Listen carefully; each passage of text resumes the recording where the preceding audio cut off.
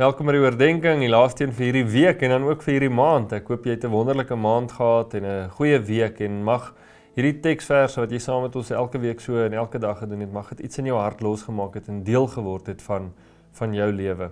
Nou ons sluit hierdie teks vandag af in Johannes 17 vers 1. So het Jesus met sy disippels gepraat. Daarna het hy sy oë toegemaak en gebid: Vader, dis tyd.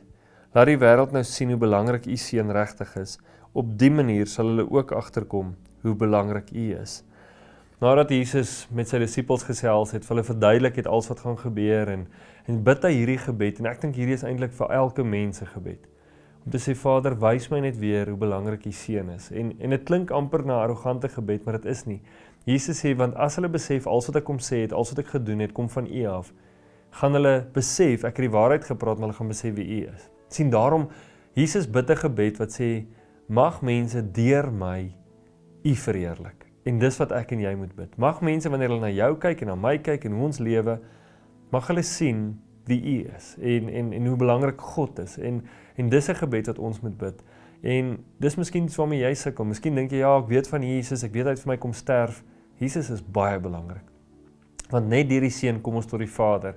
En Jesus doen vir ons voorspraak by die Vader. So die belangrikheid van wie Jesus is, wat hy vir my en jou kom doen het en wie hy vandag nog is en wat hy vandag nog vir my en jou doen, is woes belangrik. En daarom kom hy en hy bid hierdie gebed. So mag dit jou gebed wees vandag. Mag dit jou en my gebed wees vir 'n lang tyd. Om te sê Vader, ek wil sien wie Jesus is, want dan weet ek hoe groot U ook is. Kom ons bid hierdie saam. Here, ons kom vandag en ons sluit hierdie week se oordenkings af met hierdie gebed.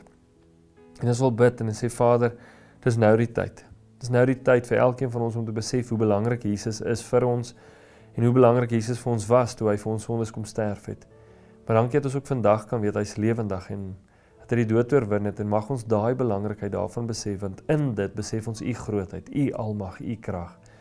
En dan staan ons in stil en sonder woorde, want ons weet net U is so groot en almagtig. En dan begin ons lewens en ons probleme in perspektief val.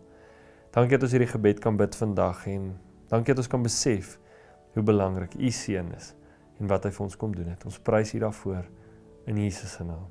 Amen.